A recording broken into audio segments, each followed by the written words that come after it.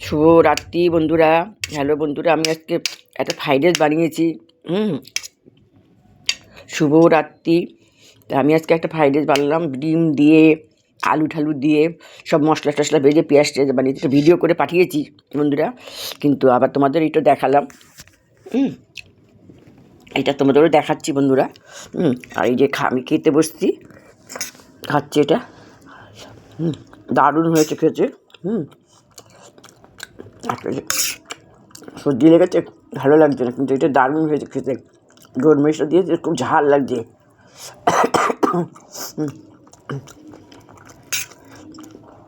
আমার এটা নিয়ে বসে পড়লাম। কী করবো, আমি তো একা থাকি, আমার মতন করে একটুখানি মনে করে একটু করলাম খাবারটা।